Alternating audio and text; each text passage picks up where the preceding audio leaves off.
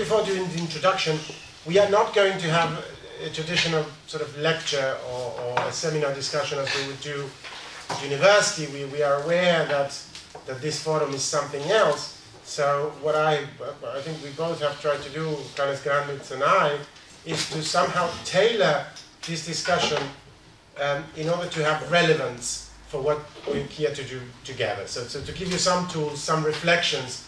So we're going to put through some ideas if you want. We're going to throw some things at you, which hopefully you can use for the further analysis of the crisis and projects for Europe in the 21st century.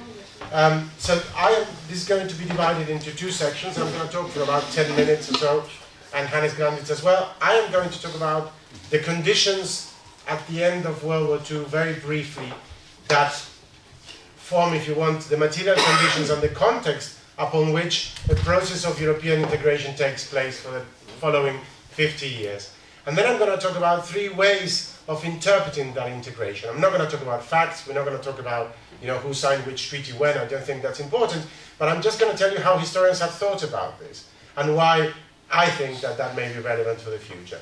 And Hannes Grandits will talk about what this actual process of political and economic integration meant for the dynamics of society and family life in Europe. And then we will open up for discussion. Let me just add. We have prepared 3 articles that can be used as an in-depth approach to that. And these are meant that we will send them to you by email or print them out. So you will receive 3 articles, one by Mark Mazova, one by Rasmussen, and one by myself on a research project that almost forgotten, but it's highly relevant. Never talked before in Berlin about this, so the Berlin group is not aware of this aspect.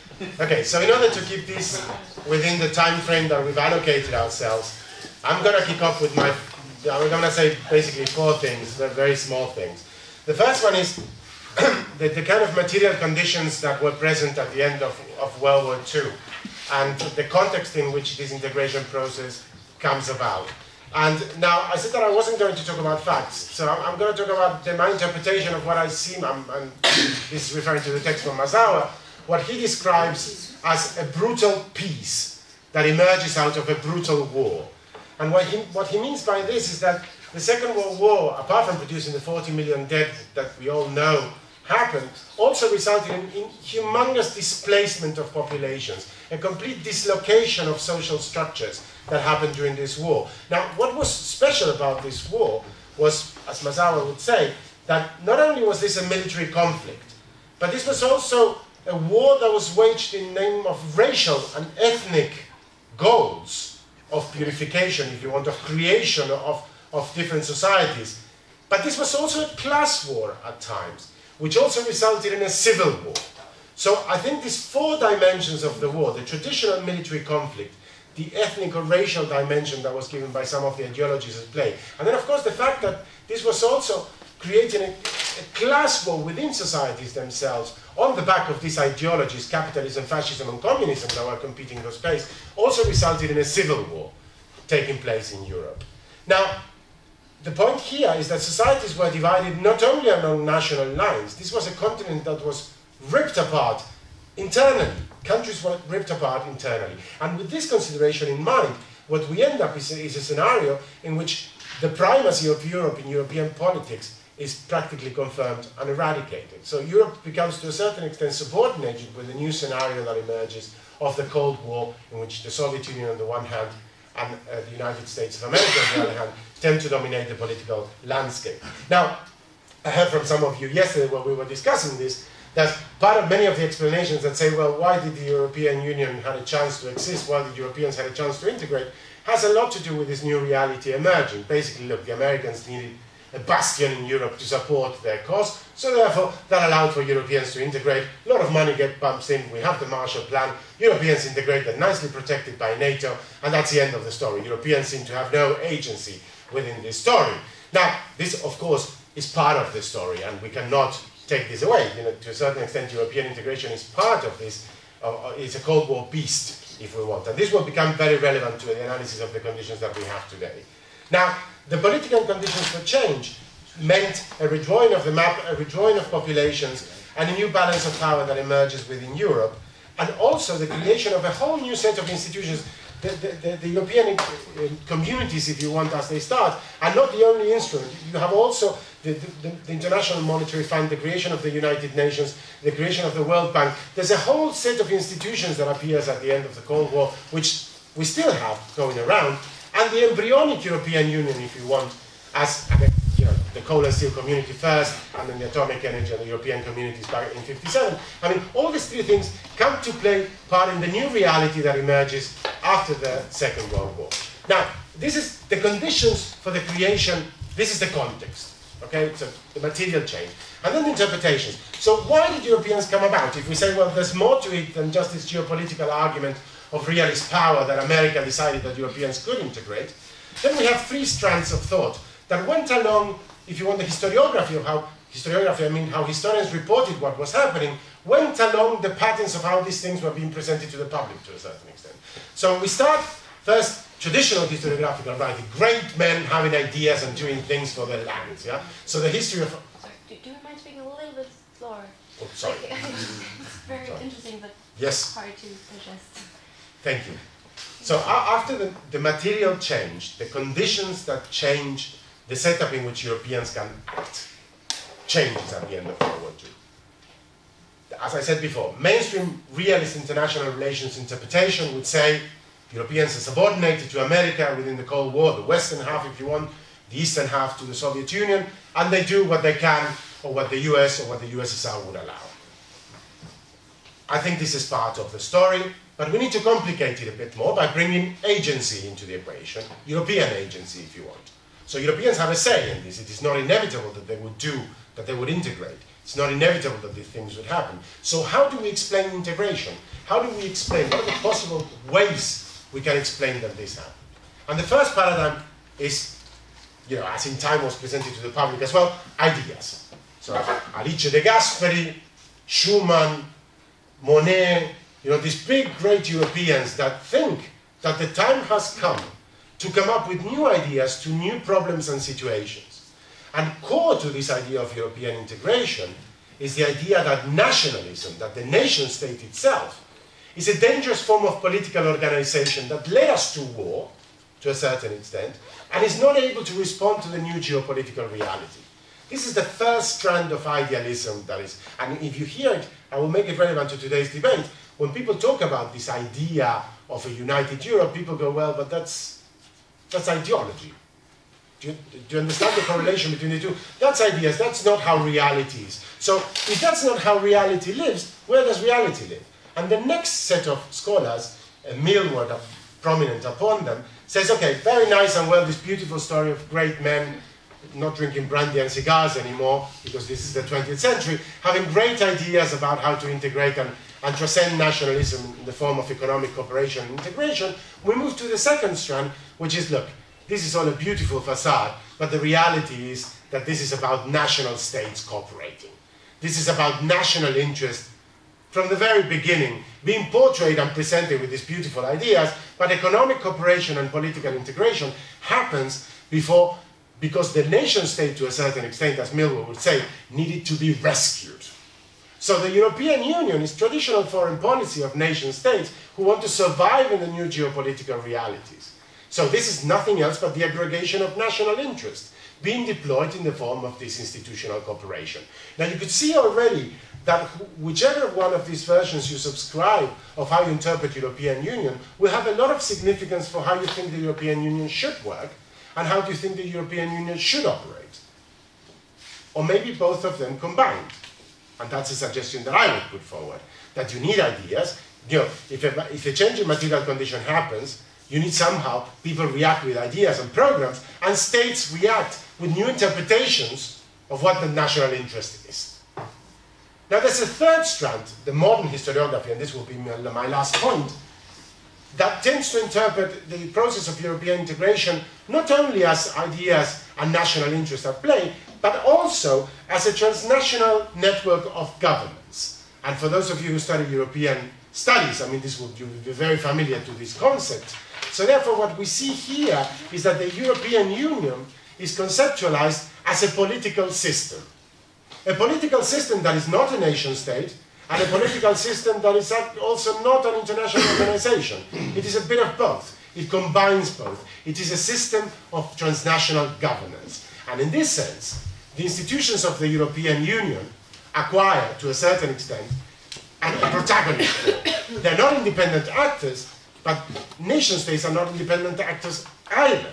They're somehow legally bound to some of the institutions of the European Union. So anything that happens in the European Union cannot be just simply formulated in terms of, to see the three paradigms, in terms of ideas being in operation, in terms of national interest being at play, or in terms of bureaucratic logic in practice in Brussels or in Strasbourg. It is the three things combined. And historians are coming to terms with this complexity in trying to formulate interpretations of the European Union. And how is this relevant for what we're doing here? I think I will formulate it in terms of the 4 points that I'd make. We have potentially a change in material conditions all around us, a change in the context in which European institutions happen. Not only the Cold War is finished, I mean, that happened 20 years ago, but there's a whole reformulation about what the relationship between nation and state should be once again. And therefore, I ask myself, what are the new ideas that we have, or whether the ideas that we have become obsolete? And this is the challenge that we have today. Are the ideas of these great men 50, 60 years ago still relevant to our political and social situation today? Is it true, I mean, if we take the third point, that the nation states have always played a leading role, is it time for the nation state to take the mask of European unity out and start talking geopolitical interests bluntly? So is our answer to the new crisis nationalism once again? I'm asking, because a lot of people are suggesting that this is what we should be doing. In a world that is dominated by nation state, maybe the European Union formulated the way it is, it's obsolete. Or, the last possibility, if we take the more complex approach, well, our ideas as nation-state democracies are stuck with this network of transnational relations that have proven somehow effective until now. So what do? What kind of model is desirable? So the way we understand what has happened until now, I think it's quite important for you to have a reflection. Where do you think? How do you understand this process of integration? Do you subscribe to any of these models? Or maybe you have new models which we can discuss now. So I have put the framework in which change in our societies happens. And Hannes Grandits will expand on what kind of changes in society have taken place in the post-war period. Yeah, I'm not sure if I can do it in 5 minutes. One can write several series of books about this. But one could say that the European Union is a political project. One could say it's a consequence of ideas. But one could also say it's just a consequent, everything is fine if we have social security and affluency and welfare. So no one would talk about the crisis if we would feel comfortable and safe enough also in social terms. So I'm looking now to the social terms, and I think at the beginning of the 21st century, Europeans are clearly living in an era after the expansion of the welfare state, and not to mention the virtual collapse of parts of the welfare systems in the former socialist East after 1989. And during the process of the European unification, ideas of adjusting the welfare regimes in the European Union were seriously investigated, and these examinations made it clear to policymakers that the interaction between welfare state policy and family kin in Europe had developed in often quite very diverse traditions. And also it would not be wrong to talk about the European system in a global comparison. It's clear that there are different beliefs as to how this interaction of state, society, family should be organized across Europe in a European welfare system. Is this possible? There's very different positions about this European system in the social sphere and the welfare sphere, but there's one conclusion or one common point that policymakers came to the conclusion that the welfare state is overburdened and demands that the individual citizens and their family, their kin, should take more responsibility for their social security have become louder throughout Europe. In extreme cases, for example, in the so-called states in crisis, but throughout the whole of Europe. But if the family should take over responsibility, how does this European family look like? Or how should we imagine a European family? And here I try to show you a few graphs, if it works. Yeah. Es wird gehen, hoffentlich. So. Yeah. Okay. Yeah, our understanding of family. This is a consequence of a EU-funded research project, the 6th Framework Project, where they had the honor and the possibility to work together with many colleagues from throughout of Europe. How is the European family look like? How different is it? One approach is that our understanding of the European family is very much shaped of understanding developments of the family history of the 1950s and 60s of the 20th century. That was a time with unprecedented homogeneity and especially of a very similar marriage behavior throughout all of Europe.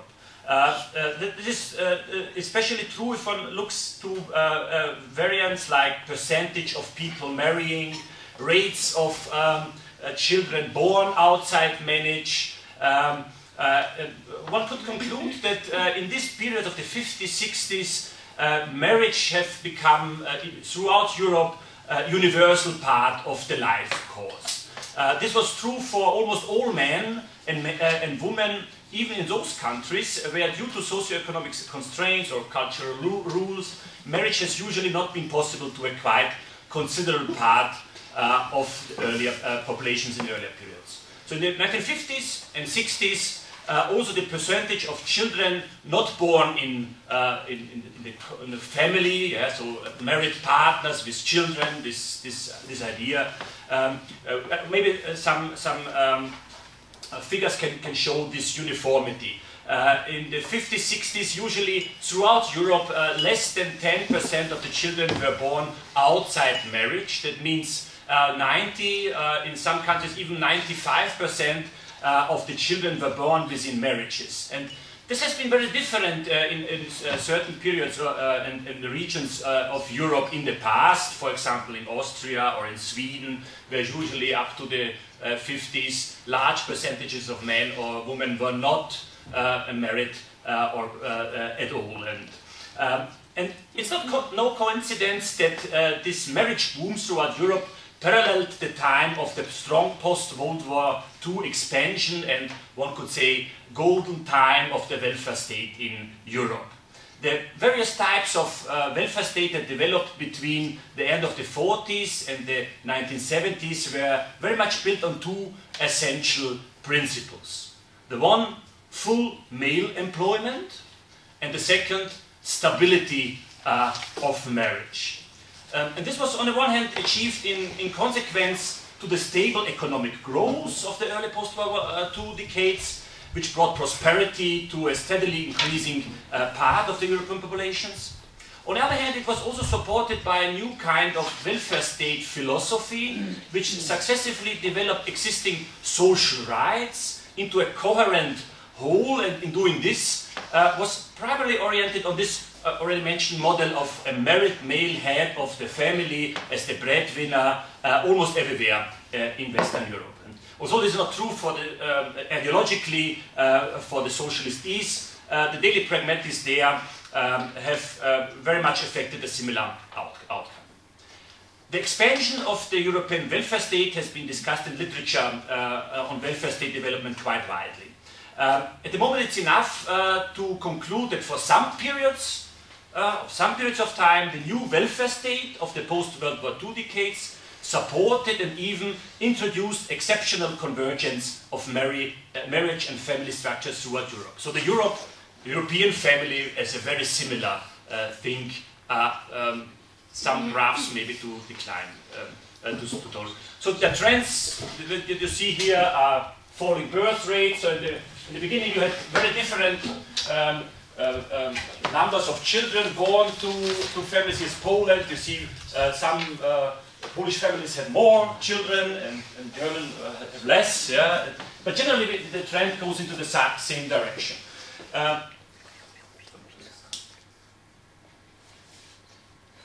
Growing proportion of elderly people. Yeah, you see that the societies have changed. That in the beginning, in the 50s, there are almost 10, 12, 13% of people older than 60%.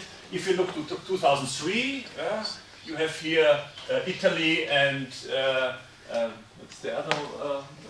Germany with already more than 25% of elderly people. So I mean, that means that the composition of families is changing.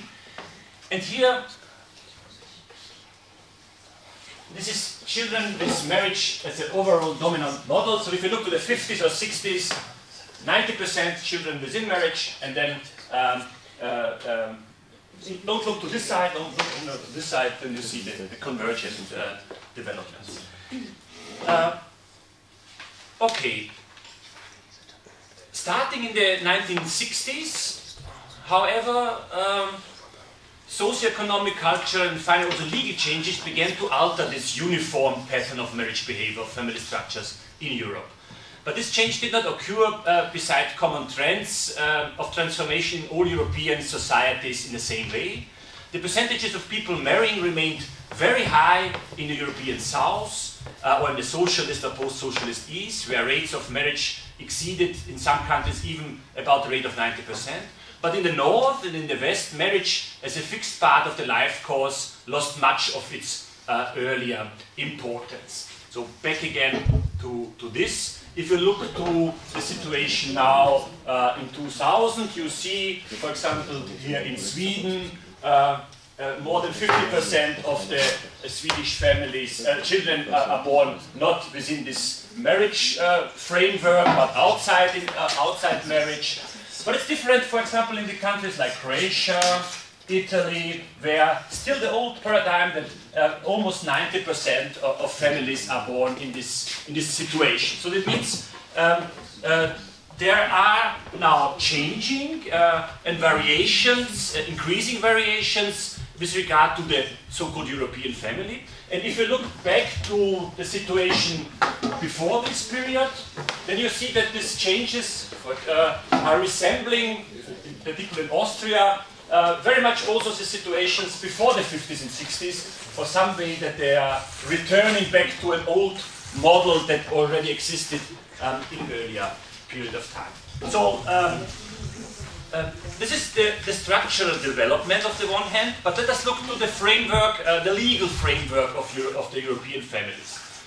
The latest, since the 1960s and 70s, there is a comprehensive reorientation in the perception of family and also in the way how family was perceived in European legislation. The assumption of the immediate post-World War II decades that women, once married, would withdraw into housewifery began to be shattered by changing values about the place of women within the society and the rising female employment. Something like an overthrow of patriarchalism began to become obvious, and the patriarchal construction of family began to be step by step dismantled, at least in legislation with regard to family. State legislative policy aimed to follow cultural changes, which began to be more than evident after the 50s and 60s. But this did not take place it took place with a different timing throughout Europe. Some countries introduced reformed family laws and others not, and differences between countries become even more explicit for some time. For example, Sweden introduced divorce laws already in the 40s, 50s and earlier, which allowed divorce by mutual consent. In Italy, it was not before the late 1970s, the divorces could be done, it could be only done in a very limited framework of legal constellations. Despite the different causes of these legal adaptations, the last 2 decades of family laws became more and more similar throughout Europe. The last step in this process of legal convergence with regard to family came after the breakdown of the socialist regimes and with the integration process of many former socialist countries. The revision of family legislation was very much based now on a new model about gender equality. The husband should no longer be, as in the earlier welfare state model, the head of the household. Instead, the spouses were legally defined as partners with reciprocal rights and duties. Furthermore, the interests of the child became more important than the earlier authority of the parents. A liberalization of divorce laws expressed a very much transformed attitude towards marriage, and free choice of individual began to supplant earlier supremacy and sanctity of marriage as institutions. Step by step, also other forms of partnerships were recognized by the state, a process that is still widely discussed and still present in the public discussions. So, in principle, most of these legal changes aim to adapt family legislation to changing life course patterns throughout Europe, and they had far-reaching impact, for instance, on gender equality, or enabled a more flexible attitude toward marriage in most European countries. And also we can now see a more homogeneous legal side of family life in Europe. That does not necessarily mean that the understanding what kinship and family would or should be in society has followed this process on the wake. All European countries have their specific socio-economic development and own welfare policy. Kinship and family relations became part of this legacy, since the ideology and history of welfare state influenced very much the way how family and kin relations became embedded into economy and society over the last half century or more. I'm finishing with a few questions. Why did dominant trends in cohabitation, marriages, divorces, spacing of children began to become much more different again? Why was some countries the fertility crisis was much more pronounced than in others? Here are some short leaders into the discussion. There are different ideology about how the state and the family should interact. For example, in Germany, with the experience of the Nazi period, there's a strong conviction that the family is a private realm, and the state, who had intervened extremely in the Nazi period, should not do this anymore. In difference in France, there is not such a legacy, and there is still a very much family-oriented interventionist policy. So, ideologies, state, family relations. Diversities of the past. If you look to Austria, in Austria there was always a pattern that about a quarter, a third, or even half of the people was not marrying. It's a long discussion why. Yeah?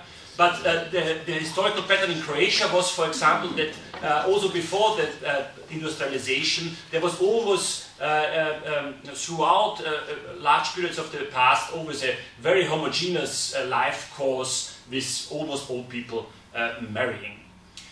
It has to do a lot, of course, with economic changes. We see that the East European countries after 1989 have dramatically changed, and this has not left unaffected the way state-family relations developed. And moral expectations, yeah.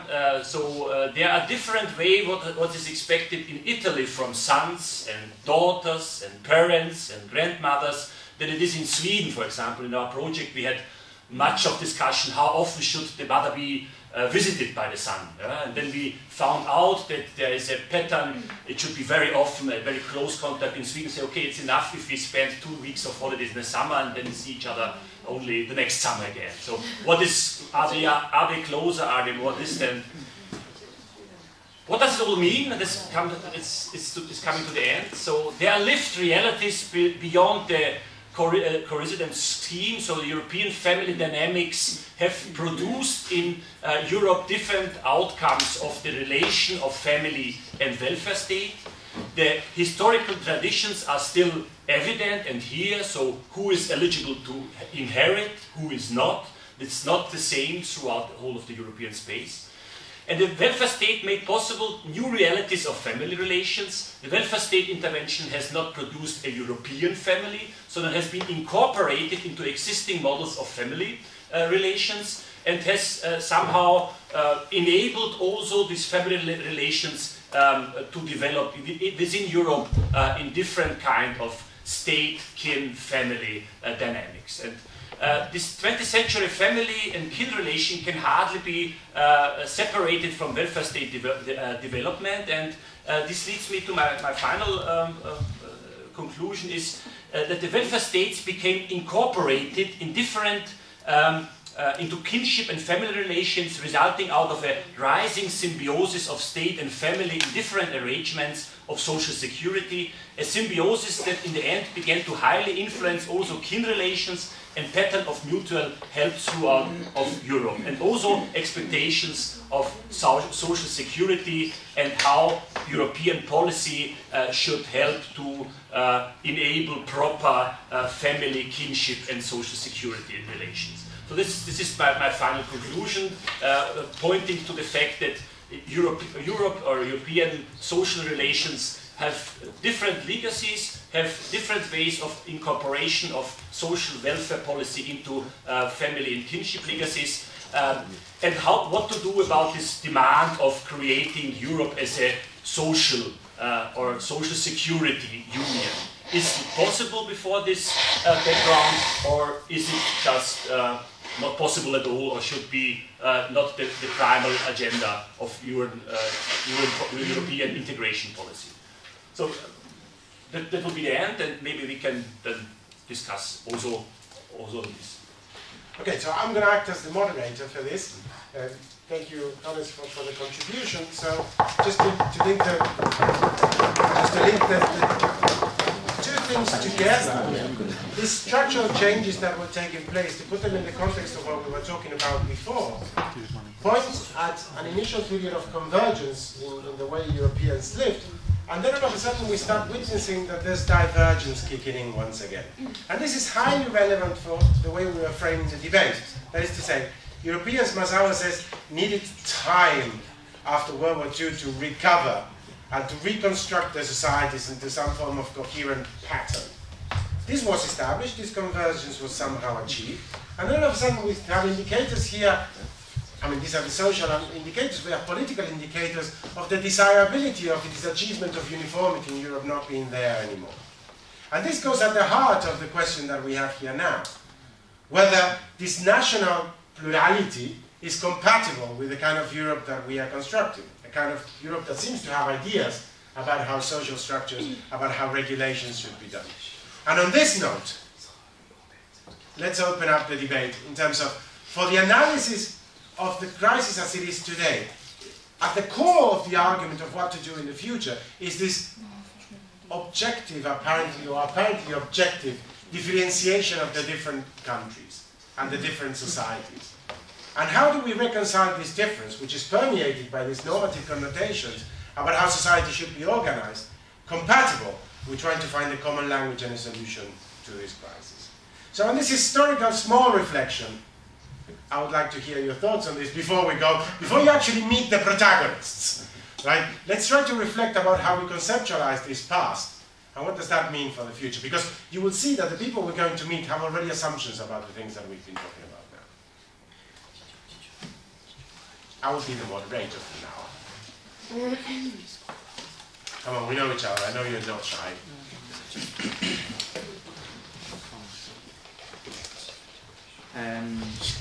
Well, first of all, I would like to ask you if, both of you, if you believe that what you presented has a causal link to the crisis. I mean, the demographics were there before the crisis began. Did it influence the progress of the crisis or not? and also the three views that Mr. Feliz gave us. These three as well were there, the problems or the different views were there before the crisis. So how do they relate?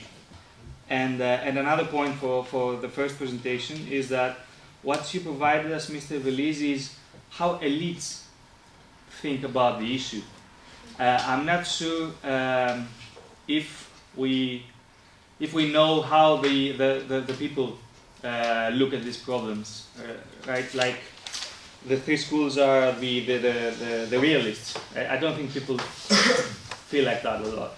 People mostly, for one reason or another, still cling to a national way of looking at issues. So probably the whole matter of European integration is an elite-driven process, right? So we need to take this into account and reflect on the democratic repercussions of this whole thing. I think you're absolutely right. I think what I presented to you was the way historians think about this and the way elites have interpreted this process.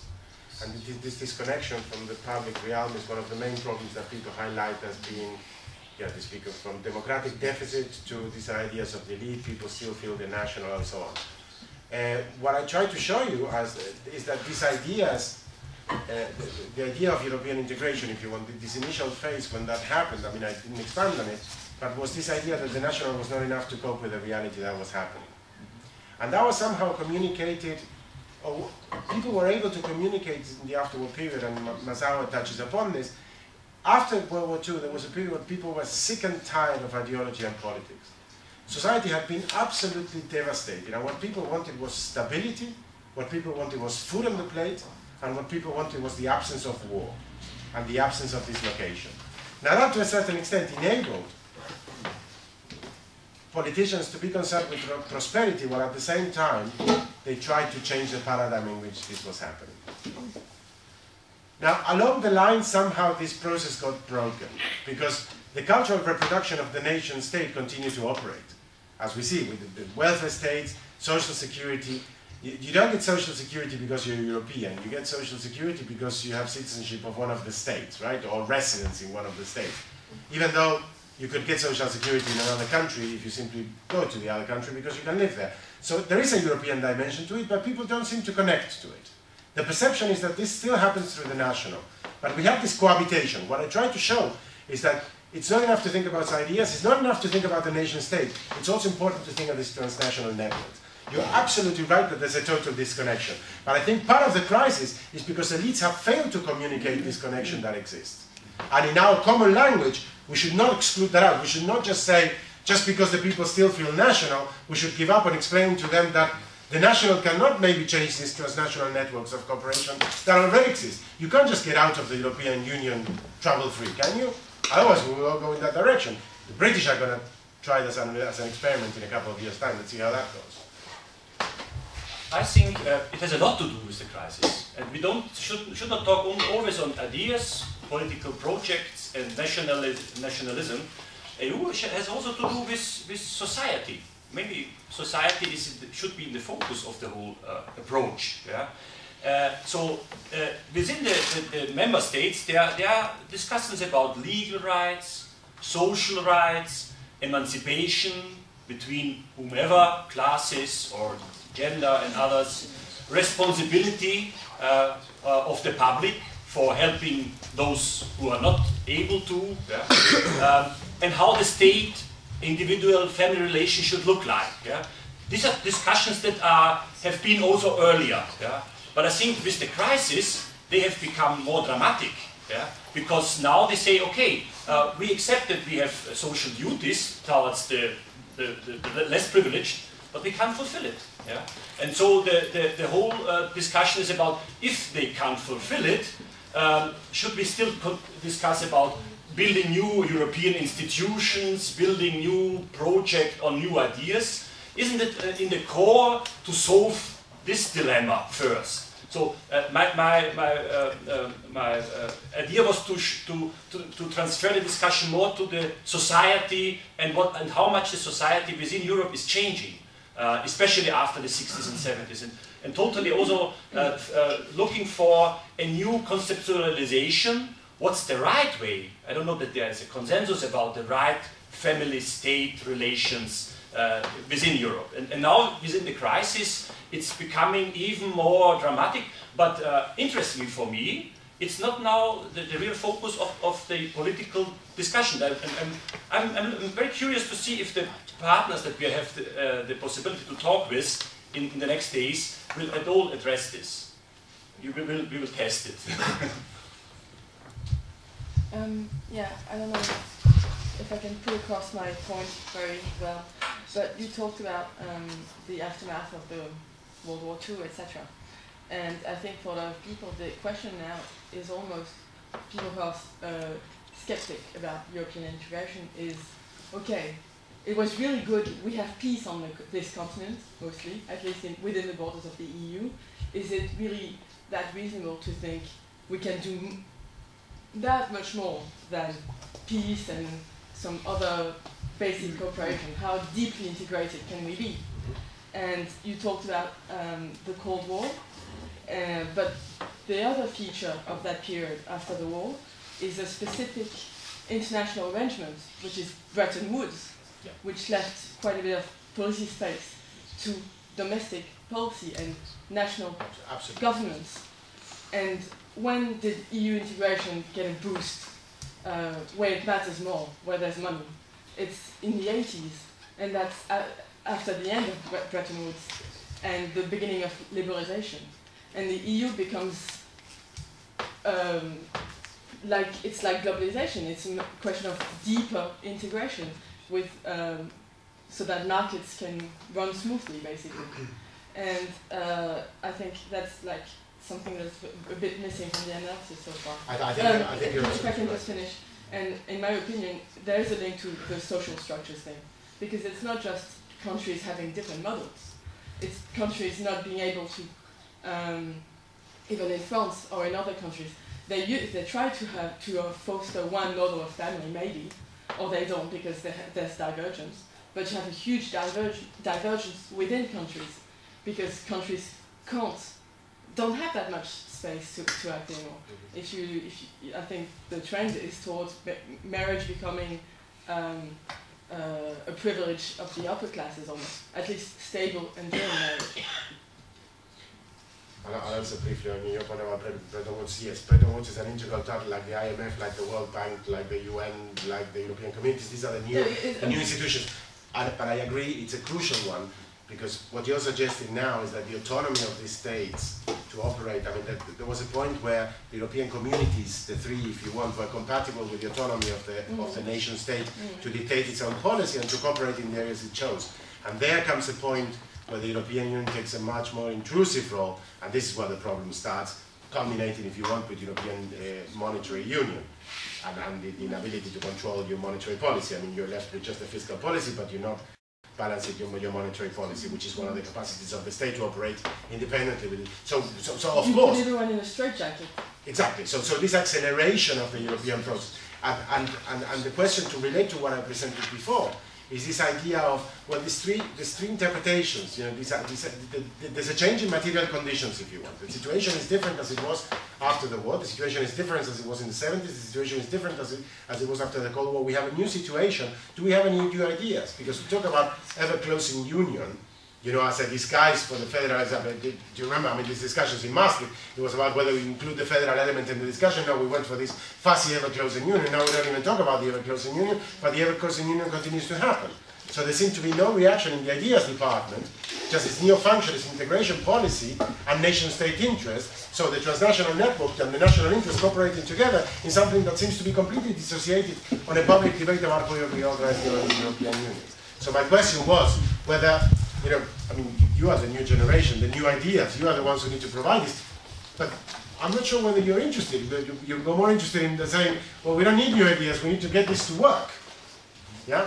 And maybe you can comment on the second part.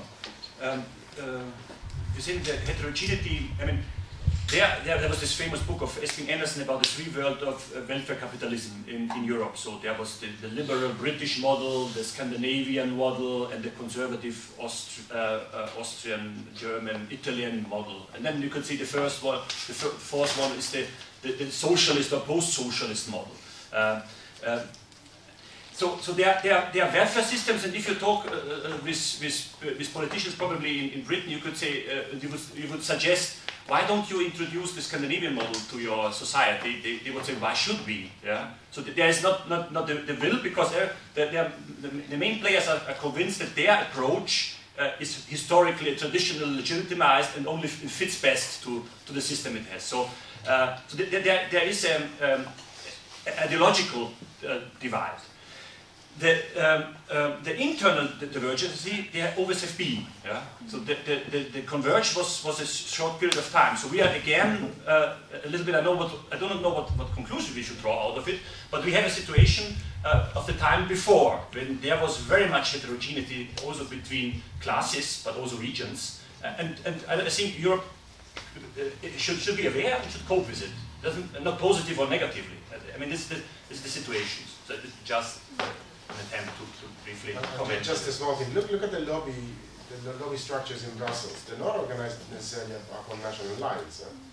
So that means that access to these decision-making processes of the Union is not only national. This is the third point. These transnational networks that exist. So industry sectors, associations, unions.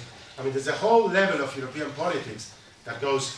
It's not just European institutions, and it's not nation-state institutions, it's actually institutions of society, of economic society, of civil society, who lobby directly, both to the state and to the European Union. So we have a very complex structure of things. Now, in the debate of the crisis that we're having, we seem to be caught between this dichotomy of national European, presented in opposition. Now, in between, there's a whole level of layers that need to be analyzed. I mean, but of course, it is very difficult in the political debate.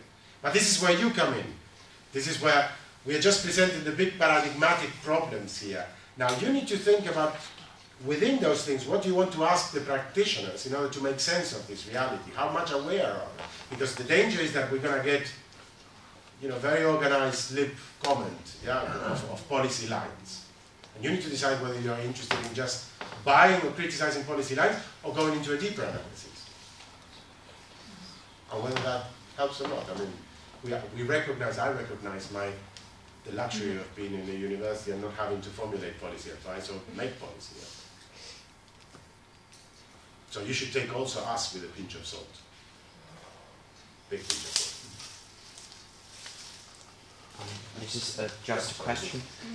You talked about that European European survey about the interaction of welfare state and family. Were there also inputs about the interaction of welfare state, family, and religion? Is it possible to point out, or not to point out, that there are different types of how a family should look like, and how a welfare state should look like, from the perspective if it's a more or less Catholic or a Protestant society, or not a religion society? Let's maybe answering this with two contrasting European models: the Italian one that was part of our study, and the Scandinavian one. So, is the way that the emergence and the expansion of the Italian welfare state model very much shaped and influenced by the way that the politicians or the dominant political groups were also in close interaction with Catholic values and values about the real family and how is it defined by the church. So that means that the welfare system was integrating ideas about also religious ideas into a system of welfare state. And now, the other example is the Scandinavian ones. And it's interesting that most of the Scandinavian models is always projected as the best one. So everyone should take it over and every problems are solved. Scandinavian welfare state development was very disconnected from local traditional developments, because there were philanthropists in the 20s and 30s who largely defined a break with the old tradition and develop out of ideas which were partly social democratic, partly also otherwise a welfare state model disconnected from Protestant ethics, yeah? Or maybe not so fully, but at least all. Both countries are now facing the same problem that all welfare state system is. We have to scale it down. Yeah? So we expanded it till the 80s, and now it's clear we will expand it. We will bring it back. And now the whole discussion is what is the better model if it's scaled down? The familialistic one, the family takes over. Can the family take over responsibility if the state says, okay, I'm no longer involved? Yeah? I mean, these are the problems. So, of course, it's involved, but this is also the value debate, which is not just family. It's about the idea and ideology of how the state should influence individuals and social help relations, social security relations. And in this sphere, yeah, so there are traditions at stake here in Europe, but all of them really in the scaling down of it. Yeah? Why are you talking about scaling down welfare state? If you look to the development of pension schemes, the way of supporting people in need, the whole programs, in a general European way, you see that throughout up till the 80s, there were the first, from the 50s to the 70s was this large expansion. Yeah? So at the beginning there were social rights of this group, of that group, of here this group, and then it was incorporated into a whole system. Yeah? And the system was taking over responsibility of over more and more fields of social security. And now it says, okay, this field of social security we can't no longer cover. Yeah? And this field as well not. So it's taking out. So after the expansion, it's a retreat, yeah, which is different in Europe. So in Germany, the retreat is less obvious, and I guess that in Greece, the retreat of responsibility of the state is extreme, yeah, in present. So that was the idea of expansion and retreat. Just one quick point. I'll bring it in a second. Just as a small reflection. I think we should touch upon this idea for the 21st century of Europe, which is the title of this series, of this second chapter of our meeting here. And what strikes me is that you're all shying away from this. You're not discussing the idea. We don't have ideas. Exactly. No, but this is the interesting point. That there seems to be no need for these ideas. Or maybe there is no, do you understand? And I think we should problematize the fact that we're not talking in these terms. I mean, maybe we should be explicit and say that, look, we don't need them, or we need them, and in which case, why? Now, is it possible to have I have 2 points. Is it possible to have a political system, to have a desirability? You know, political propositions are normative propositions about the should, yeah, about what we should do to fix things. These are heavily loaded, ideologically charged things. Is it possible to operate politics without desirable things, be it welfare state, be it political union, be it nationalism? I mean, that has to be anchored somewhere in some conception of the good life. Yeah, you can't just have declare yourselves to be completely pragmatic, or can you? That's the question. But I think we should discuss it. And I have 2 points. And that's a small reflection to try to see whether it is relevant to frame, because we're framing our whole week about what idea for the 21st century, and there seem to be none. Yeah. We have all the old recipes which we consider to be outdated.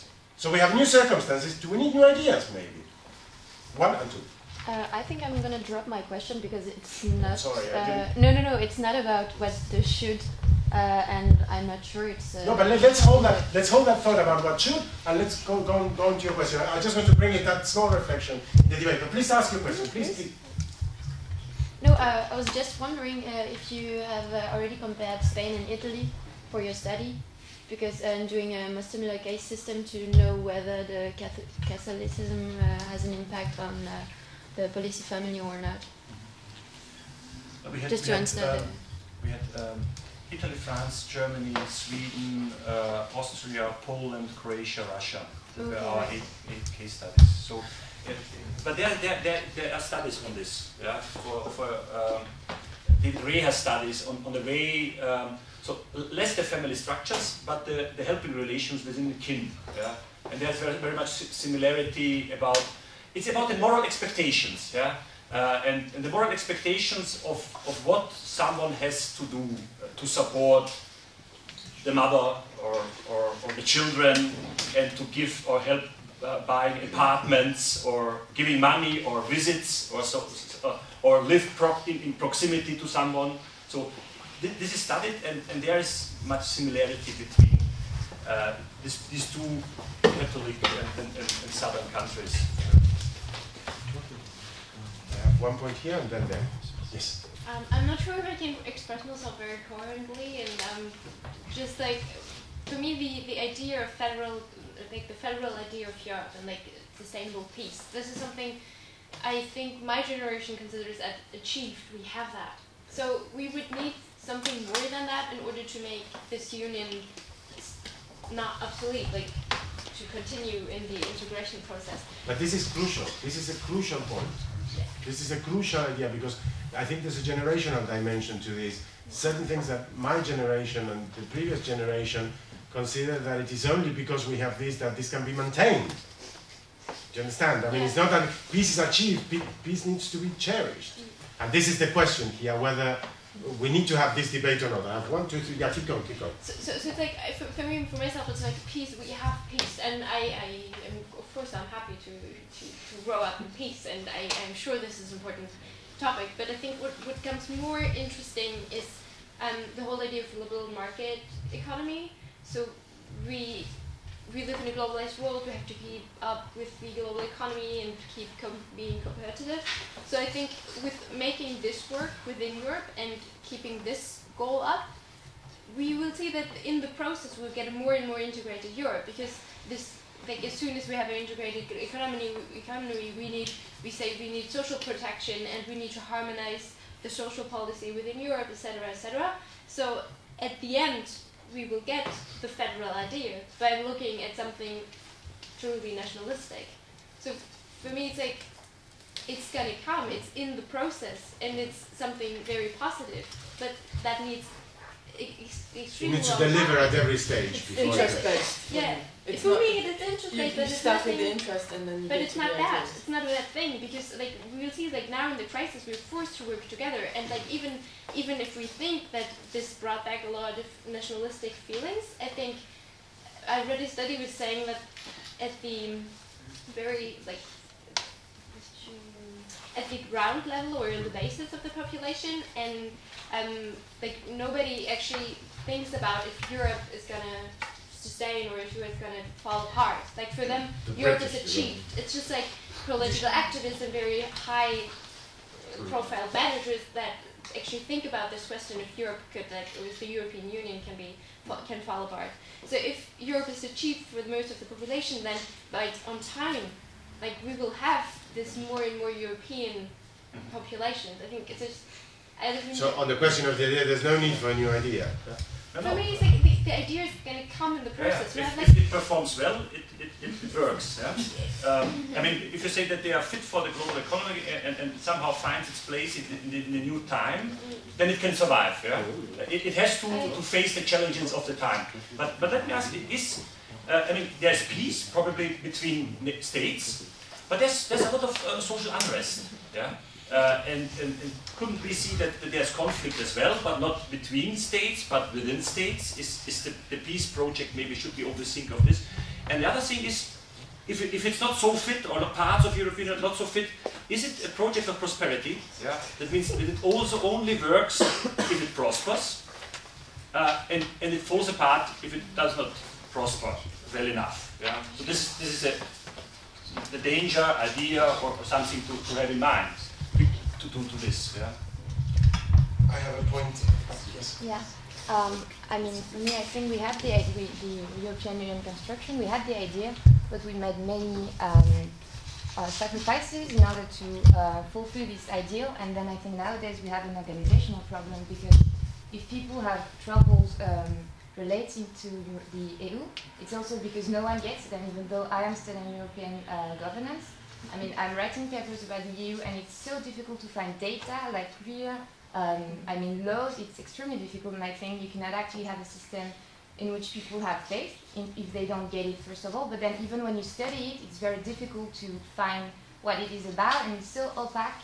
And I think it's nice to speak about ideas, but on a very pragmatic, organizational aspect, it cannot work without like something people understand and something people can find when they look for it. Mm-hmm. So, do you think that, I'm coming around, do you think in that respect that is very difficult from research carried out? Is anyone doing comparative politics at national levels? How is there this perception that archives and databases are more transparent at national level than at European level? No, it's very difficult generally within. But that's something to think about. no, I agree with you, but because when you study, each case is going to be different. For instance, Romanian is not in Schengen, but now they have like delegated moments, and every time they have new, like they have new criteria and everything, but it's so difficult to find it. I mean, actually to find official reasons why, for instance, and I don't understand how actually they intend to make it work. If a citizen, anyone can actually not find proper reasons why. So complexity is on the way. But I mean, it's fine to have an idea, but if you don't even have something on the ground on what to rest on, I mean, I don't see how we can actually go further when... I agree with the transparency argument, but I would like to also to bear in mind how transparent are nation states, or have they been throughout history. So is this a different beast? That would be the research question here. Are we talking about such a different beast that we need new conceptualizations? Because you seem to be suggesting that it's easy, the nation state seems to be easier to understand in its structures and its functioning than the European Union. This is because it has a Byzantine, with all respect to Byzantine administration system, it used to be very efficient. But this is the question here. Is this disconnection because it's formulated in a different language, because it's more transparent, or simply because we assume that it is? I mean, you're studying this, so it is complex. But I wonder, I mean, I don't do a European research, but I did research in the administrative structures of the Habsburg Empire, and they were not that easy. I mean, you've been to the archives as well. They were not that transparent either. So, I mean, but I take your point on board. This disconnection of complexity. I agree. I have 1, 2, 3, 4, 5. Yeah? Help me with the sequence. Yes, I would like to say that, you know, understandably so, you find it difficult for a new generation to propose new ideas, because the previous generations have not really made a good job. I mean, we are with an overblown financial sector. We have a capitalistic system as a god.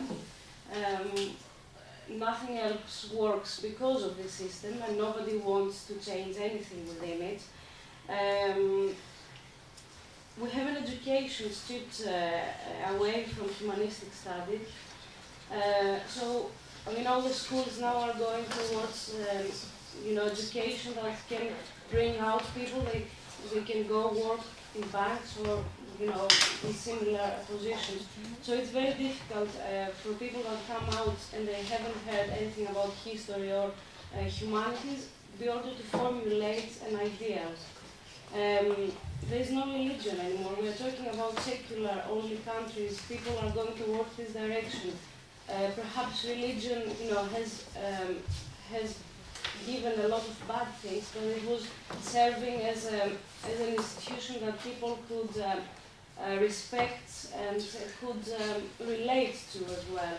I mean, these are all points that, you know, we're facing nowadays. So it's very difficult for me and probably for younger people to formulate an ideal. We don't have a basis. I mean, I'm afraid we have backstepped from the previous generations, and there's nothing that we can... Even though we are the ones who screw it up. Even though we are the ones who got it wrong with the organization of the system. Okay, the previous generations had a different framework. I mean, up until 1989, they lived in a world which was dominated by the Cold War. and by its logic. And let's say the first 5, 7, 8, 9, 10 years was a time of finding something or orienting into a new system. And this generation is in fact a post-Cold War generation faced with a different global surrounding, and the values of the Cold War time are only partly valid anymore. We have, I mean, the educational system is somehow developing towards something like being fit for the global competition. Yeah? This is the global trend now, and it's difficult to blame the former generation, which has been lived in a system of Cold War. We are the global system. Well, it's not seeing the European Union as something very different. I mean, them and us. I mean, we are the European Union, so we can do our countries, the education, to be something different than what it is. You know, that's what I mean. We can change that, but at this moment we can only talk about pragmatic things because, first of all, we don't have jobs, so we can't eat. So I mean, the welfare system that you analyzed, it's very topical. It's very, within the crisis. And if we don't have, the first needs covered, then, ideas is just a luxury. Yeah, I want to come back to what Katina and Sabina said, I think, because, and you just said it now, about globalization. I think a lot of economists, which, believe in capitalism, would say it's gone too far, and it doesn't, and it's become an end point in itself, whereas it shouldn't be. The end point should be, you can, at least the middle classes have some degree of prosperity. Globalization should not be some overarching goal. It's not an ideology, or if it is, it's kind of a strange ideology. And I think that Danny Roderick, who's an economist at Harvard, says, globalization is not a natural phenomenon. And it's been sold that way this whole time. And that's why we don't have any new ideas, because it seems to be this thing that, and it doesn't leave any space for anything else to emerge. How can you have other political ideas if everyone is set on this one path? And if you look at it closely, you'll see that the countries which have most benefited from globalization are the ones who play it by Bretton Woods rules. Like China, since it came into the World Trade Organization and has had to liberalize in some ways, what does it do? It makes sure its currency is undervalued to boost its exports. It doesn't play that by the liberal rules of globalization, the way it's meant to work. And no one will talk about this. In the EU, we're the ones who every time play it as it should be. But that doesn't make sense. Everyone gets wrong. I think if I just may join these points and then I bring the next 3 points, the representation, and I think our role as academics. Can I just finish? Yeah. I mean, globalization, and just one more point. Globalization can only be a political project if you believe in an international world government of sorts, which is out of this world by now. Okay. No, thank you. And I think it is important when we use this terminology, there's, that comes from an epistemological understanding of how science should work. And by this I mean, how do you know what you know, right? There are a lot of people that talk about normative debates about the political, are normative debates about the political. They're about should questions, they're not about what is questions, yeah? So your conception of the should somehow conditions your understanding of the is. Yeah? So the way you're going to describe a situation is never independent of some of the theoretical assumptions you make about how the world works. So when people tell you globalization is that, and you cannot reverse it, or this is what it is, they not only tell you what it is, they tell you what they think it should be. Yeah? It is embedded. I mean, of course you can try to be objective, you have this ideal of objectivity, but we need to understand that we are conditioned somehow, but how we understand how people cooperate or don't, how the world works or don't, about people being rational or not, about the economy having rules of its own and independence of polity or not, all of these things that I've just described are not the product of some empirical observation about how the world works. They are the product of a philosophical reflection upon some empirical observation. Yeah? So the way people describe capitalism, communism and so on, when people use these labels about how the world operates, they also have some ideological connotation driven into it. But politics is the debate of these ideologies. Politics is the debate of these normative propositions. Much as politicians will try to deny that that's the case. Yeah? They will try to tell you that their version of reality is objective. All the others are ideological. Just bear this in mind. It's the realm of competition. Of course, we can discuss about some facts. But these facts don't become evidence for an argument if somebody uses them, yeah? Which, as historians, I mean, just to qualify the statement. But yes, globalization is no ideology. What's the ideology behind the globalization? World government. But this is the idea that I'm referring to. How should the world be organized? What role should the European Union play in this world? We see this multipolarity. You know, Jacques Chirac used to talk about this multipolarity, yeah, this new thing. What does this mean? I mean, who are the poles in this? We know China's going to be one. We know America probably as well. Brazil, India. Should it be Europe or should it be France? Should it be Germany? I think this is part of the ideological debate that I'm talking about. What's the idea for the 21st century? Where does Europe fit in this debate? Are we a big Switzerland, you know, with spiky big fences around us and big banks? Or? Just to add something. I think Europe is the only continent where such thing like a welfare state really, at least functioned in the past, or has been built up in the past. One could say Europe should now become China, because globalization requires it. Or one could say Europe should find its own way to this way of increasing interconnectedness of economy. Yeah. So.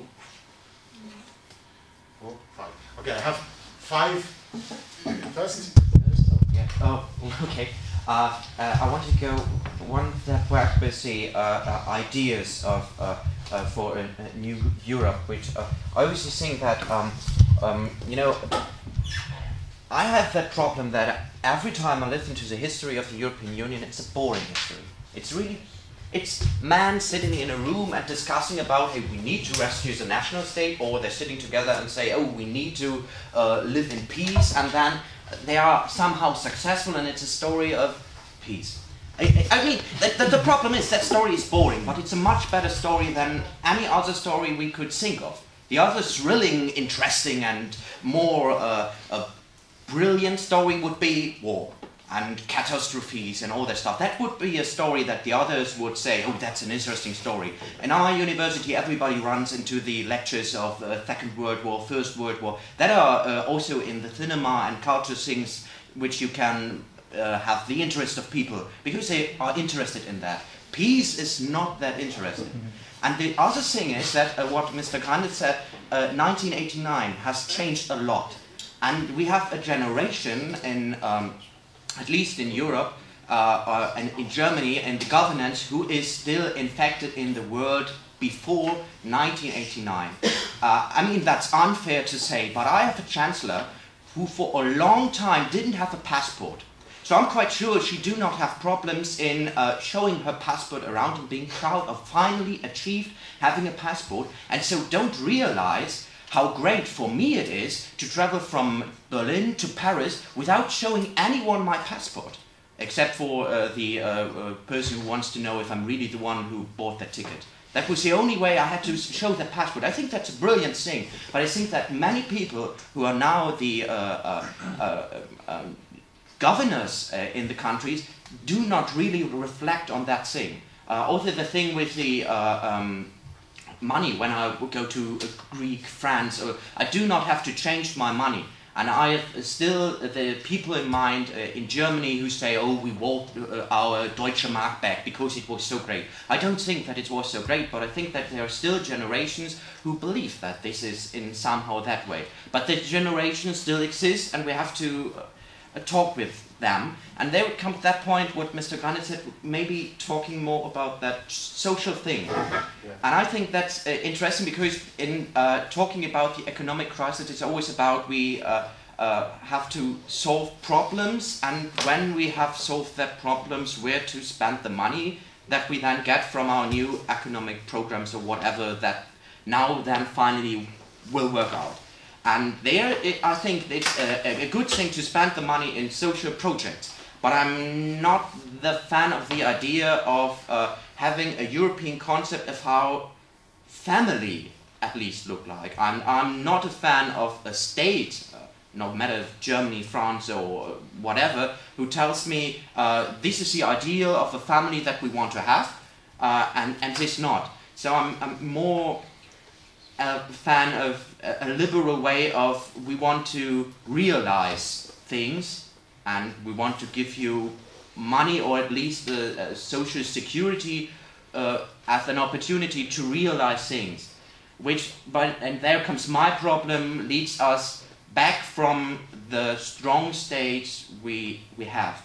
And therefore it's always the problem that this turns out more or less into a system, or at least I have no idea of a different system that works with the welfare state more like the United States, who, as Mr. Grandits said, do not really have that welfare state system. At least the one that I would prefer. And the other thing is, I'm also a bit, the problem about where this, the lacking of ideas came from is the challenge of globalization. I mean, it's true, India isn't sleeping and China is a big player, but where's the challenge? I mean, on what battleground do we fight that battle? Should we become like China? What does it mean? Should our workers work for the money a Chinese worker should work for? Because that would mean we are competitive to them. We can challenge the concept of globalization in that economic way. But I do not want that. I don't want to work for 50 cents a day. And I can't imagine anyone in Europe who wants that. So where is the battleground to fight the problems of globalization? When the people say, oh, we should be aware of what China is doing. That is the idea that I'm referring to. That is an idea. No, not necessarily. No, but it is an idea. Well, the populists come up with this. Absolutely, there are answers to this. But the thing is that the way you frame how we should respond to this, because part of the European integration, if we want to talk about European integration, one of the arguments for European integration, one of the ideas is that we need to unite in order to compete with these people. And part of the idea will be to question this narrative, but one has to offer an alternative narrative. And the populist answer seems to be the national answer, yeah? It is that, okay, let's go into autarkic nation state, close the border, produce for ourselves, consume for ourselves, devalue our currency should we need to in order to compete. Berlusconi said that a few weeks ago. You know, that's one of the answers. So that's the populists and the nationalists have a very coherent paradigm of arguing against this globalization paradigm, because they have a ready-made answer with institutions and all. I don't think you will subscribe to a populist nationalist paradigm of organization. But then if it's not a populist nationalist paradigm, what is it? It needs to be fit. You know, I don't want to work for 50 cents. I don't feel I need to compete with China. Where does that fit into some form of higher idea? Do you understand what I'm trying to say? It's okay to punctually identify policies, but they need to be made coherent to some form of idea or apparatus of future plan, of desirability. Now, the populists have a ready-made answer. The capitalists, if you want to go that way, you know, the people who tell you how you should organize your economy, I don't know, international institutions like the IMF, they have a recipe on how you should, you know, play by the rules, what you were saying. The European Union should be this, you shouldn't print currency. Yeah, you should do that, you should do that. These are the rules of the capitalist game. You seem to be suggesting that there's something else. I hope so. Well, but this is the point. But this is what needs to be organized. Yes. This is what I feel that your generation should not shy away from challenging these established paradigms of interpretation. Don't be scared because somebody's going to tell you that's not realistic. Rubbish. The emancipation of the Serbs in Russia wasn't realistic either. You know, so don't think that things cannot be changed. I need to bring you into the ground. Sorry. No. There are other questions. I have my ideas, but you have 15 minutes. Yeah. Okay, so I do a round. I have 1, 2, 3, 4, 5. And you intervene whenever, and I'm going to talk less. Thank you. I would like to expand a bit the discussion, because in order to focus the whole discussion of the European integration only in the European Union, which is the best example, of course, it limits down the things. The thing is that we have examples of the absolute American intervention in the European integration, like NATO or the Organization for Security and Cooperation in Europe, which affects our lives in more ways than we can expect, because it's too subtle to do that. It participates in elections, it has strategic parts, it has economical, financial cooperation, past legislation. We have the Council of Europe, which is the leading organ for human rights in Europe. It's not the European Union. The Council of Europe does all the human rights, education, culture stuff in Europe. And by that, we also expand the terrace, the geographical terrain we have. Because now we have all the Eastern European countries, for 50 years cooperating with the Western European countries. We have Russia. Is Russia Europe? There's a challenge there. We have Caucasus, Georgia, Armenia. All these countries are part of the Europe we discuss, are they created. We have Cyprus, which was not considered back 15 years a European party. We have even Israel participating in Eurovision, in UEFA, FIBA, etc. So, which Europe we discussing here? If we limit it to European Union, we have 27, 28 in some years countries, without most of the Balkans, without the Eastern Europe, we still call it Europe at least, and without Turkey. Is Turkey there? In the Europe we discuss, in all these things, because they are already part of European legislation. Human rights is also part of Turkey's delegates to vote on the convention and sign and ratify them. So we need to expand this, and if we take this whole geographical, the actual European continent, plus some Middle Eastern countries in this prospect, where is peace? We don't have peace in the Europe integration. It's only a partially convention that we have, that Western Europe and the Western world doesn't have wars between each other. We have the wars in the Balkans, it's not that distant. We have the situation in Israel. We have the tendencies in the Caucasus every now and then. So Europe is not yet stable, peaceful, if it's Europe. If it's European Union, it's a very different problem. You're absolutely right. What consequences we draw out of it? Should we limit to the project of European integration as the recipe, yeah? Or should we talk in this framework of the different variants of European developments in plural, yeah? And how these different developments should probably be brought closer together, or should contrast each other, yeah? I think this is a decision that you make here in this group, if it's Europe of the 21st century, that should be in the framework. I think in our presentation it was the European Union project mainly, which has been in the focus, not the other. Yeah? Absolutely. Hands up, you're absolutely right. Yes, I just wanted to say a few words about the idea for the future, for the European future. I think we have to go further, but in another direction. We not necessarily federalism, because since the 80s we have had some kind of a wrong development. I think.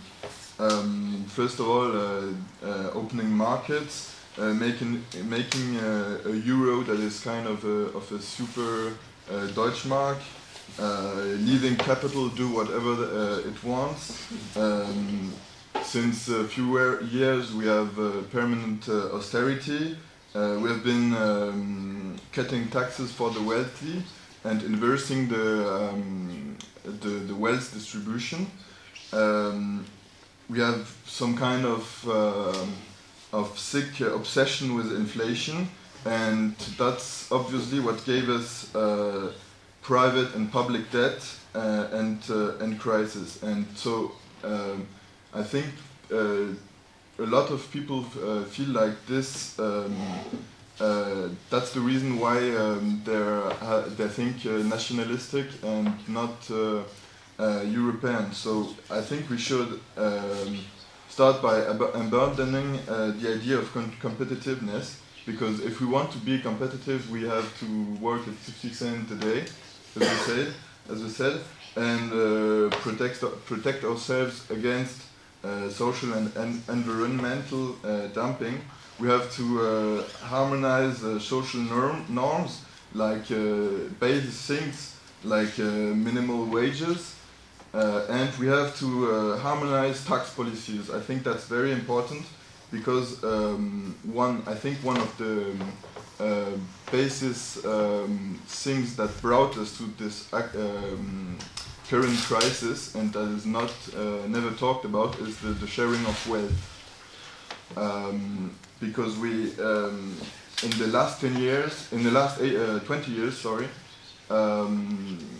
the wages lost 10 points of GDP, and the capital gained 10 points.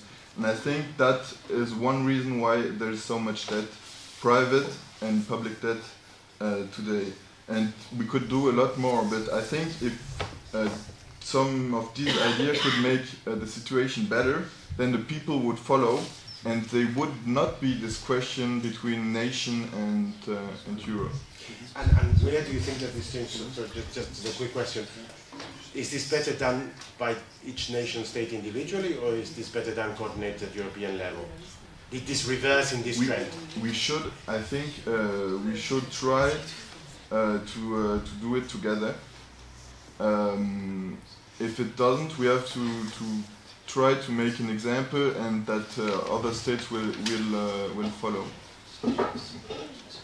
This relates to what you said about Europe. I mean, the trends that you described were the global trends, and even more accentuated outside the European Union than within the European Union. So the European Union space is at least less affected by these trends that outside. If wealth distribution in Eastern Europe or in other parts is even more going this way. So is European Union a recipe against such a trend, or, I mean, it should be the question. Yeah. My point was also linked with Sebastian, because the aim at the beginning was to liberalize the European market, and maybe it was also easier for firms to use it, and also to have no idea of Europe, because it's easier that European Union is not political, but because then you don't have to fight against a movement. You are free to do what you want in the European market. So I think the most important thing to do is to maybe to find such European welfare state, because if the European Union want to be legitimate, European Union has to provide services,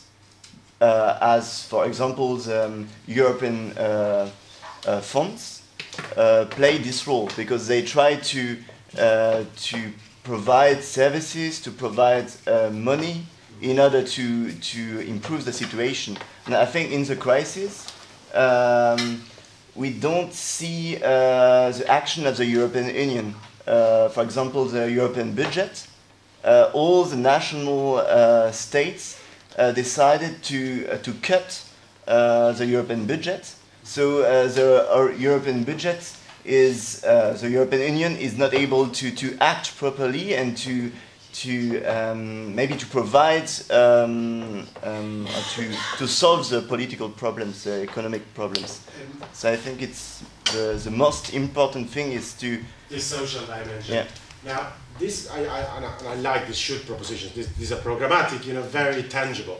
Now, how do we articulate this with the fact that there isn't, or I'm asking, is there a consensus, do you think, in European society that this is the way it should go? Or are there people who actually say, no, look, you can't do that. You have to play by the globalization game. I think there's, otherwise we will have all left-wing governments throughout Europe, and we don't. Because there are a lot of elections that are won by people who actually don't say this. So there isn't a consensus in society. This is part of the should, the debate of what it should be. And the question is how this plurality is articulated at European level as well. Part of what seems to be suggested is that the European Union doesn't have this debate. The European Union only supports this globalizing capitalist agenda. But is this the case? I mean, this is something that I think we should throw into question, that there is a consensus for a social Europe, if you want, in society, and that the European Union is only an agent of globalization. I think both, to a certain extent, are debatable propositions. I think they contain elements of truth. But there's also people who don't want the social state, and there's also the European Union is not necessarily an agent of capitalism, as you said. It has protected, if you want, European societies. So this plurality of positions, I think, is what's important to understand. No. Okay. I think just as Mr. Grandits said, maybe the problem is that all different member states have different conception of welfare state, and in the crisis, France maybe want to go in this direction, and maybe I think it will take a long time to harmonize our conception, because maybe to build an European unemployment system, it will be too difficult at this stage, because we have too many different conceptions of what we have to do. But I think it's the aim, it's a European welfare state. Is it me? Yeah. I would like to reflect a bit on Mr. Grandits' work and then expand towards the issue of the crisis. And, I think we should go down to the micro level. We've been doing a lot of macro work here. Me as a person or anybody, why do we start a family? First of all, it's one thing living together with somebody, right? Having a family, having kids. And it's another thing being married, right? So the second part is a legal form of unity between two people. And this, in my opinion, happens for three reasons. One would say that, it's an instinct to get married. Well, I do not agree with that, so I would not even put this into the conversation. The second reason would be that it's the social values around you that persuade you to get married. So you actually so what is values and tradition? You just imitate what you see around you. Everybody else is getting married, so you get married as well. And the third thing would be material benefits coming out of marriage. And I'm talking about this second idea of marriage, the legal kind of marriage. So if you get tax cuts, if you're married, if you get welfare benefits, all right, if you get married, or any other ways that the state provides you as incentive to get married, then this is a very good reason to actually do marry. So in my opinion, here we should think about the intervention of the state into society. All right? So in my opinion, in the same way that state intervention skews the market, state intervention in our case skews society towards getting married more than they would if the state would not provide all these material incentives. So the family has become instrumentalized. There are many families in Greece that give birth to a third child because the third child provides you with all sorts of benefits. Provided. No, still provide. No. If you have 3 kids, you have a lot of benefits. No. Of course, yes. You have a cheaper ticket on the subway, right? Or cheaper ticket. No money there anymore. Well, okay, no money, but it's not. It's money. When you get half the price for the ticket, it's money. You get into the university easier. So many people do give birth to a third child just because to get all the benefits. And I'm sure it's the same thing all over Europe in other countries, right? So the family is instrumentalized. We have to think about this. And we're talking about harmonizing welfare systems all across Europe when the traditions and values are so different. and of course when the taxation is different for married couples and the welfare benefits are different for married couples. If you want to have a harmonized welfare system, you first have to harmonize taxation and welfare benefits for married couples. And what does this bring us into? Again, state intervention. In my opinion, the state is the apparatus that provides all these benefits, and you know it's a vicious cycle of nationalism and tribalism through the mechanism of the state. So if we want an integrated Europe, what we need to do is withdraw power from the nation states that facilitate them to influence our lives in the economic and social sector. That's my idea about how we should go forward.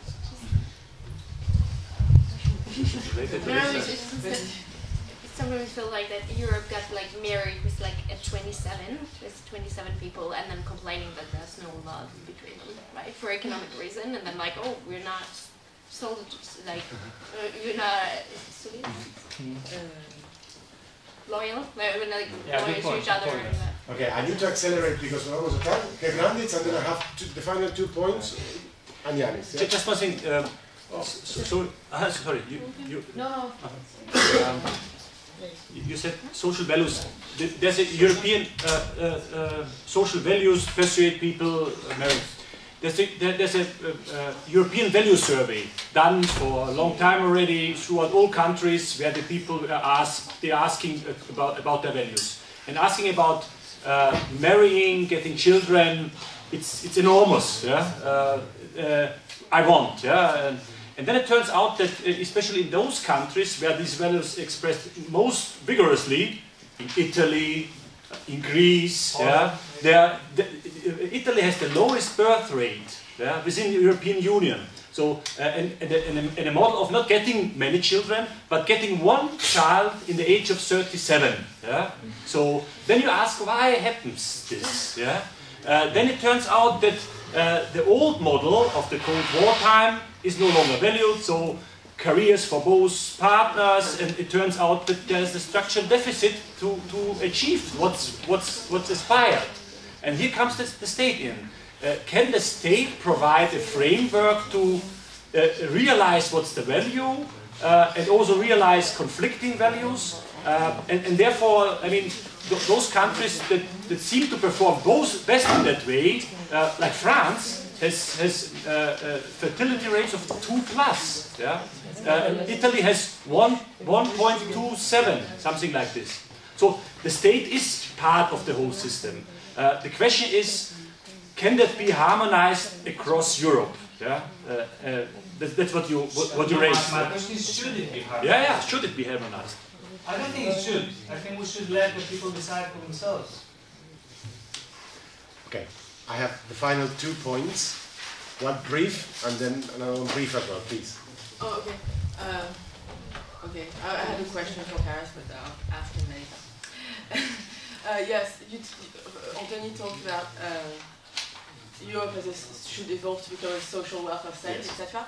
But since the crisis, actually, the Commission, or especially maybe Van Rompuy as president, has tried to put forward like pretty expensive propositions, and each time they've been watered down under pressure from nation states, from governments, especially the German or the Swedish, the Danish, and the Netherlands especially. So the people who would have an incentive to expand the thing, because they're the ones who would get more power, they can't. They don't have the. It's a negotiating thing. They don't have the leverage to make it happen. So again, on this interpretation thing, you see that this is not one-way traffic, one way or the other. All of these processes need to go through a proposal period, and this is what you're going to talk to the practitioners about how easy it is to implement change in this union. Yeah, there is no common vision, so. So therefore, that makes it harder. Yeah, okay. And just to come back to what we were saying before, what you said about globalization, and there is an alternative narrative about coming back to a more embedded liberalism system. But it's really hard because the dominant narrative is free trade, and to the whatever. I mean, what's being discussed right now, free trade agreement between the US and Europe. And many economists argue that we've had most of the gains from free trade we can have, which benefit widely, the population widely. And now you get gains, aggregate gains, get on the whole from free trade, but you get so much redistribution effects that actually, you know, you can, and the same segments of the population get hit every time and again, and it's not worth it. One brief remark and one question. So I think we have a lot of implicit assumptions what we want to save, and so I think we are talking a lot of about the plurality, rhetoric of differentiations. But what are the common grounds? I think we have some basic lines, and that's the question leading to the example. Even if you pointed out some differentiations, were there some basic lines which all states had in this period?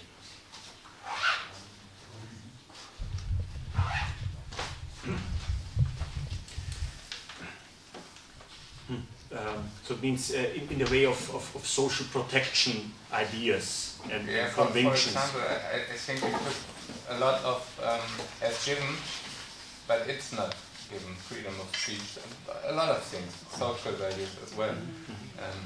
I think there is a social charter, and there are negotiations in defining minimal standards and rights. Yeah, and this is the human rights aspect that is easier to deal with this culturally defined expectations. Yeah, so the individual rights are much easier to tackle than those rights that evolve out of this way of community with family. Yeah, yeah. I mean. Okay, I'm sorry. Okay. So we really have to, because it's not only that the restaurant is waiting, it's also that our next guest will come and we need some rest also. So, thank you very much to Professor Grandits and Feliz for this very, very good first discussion. Very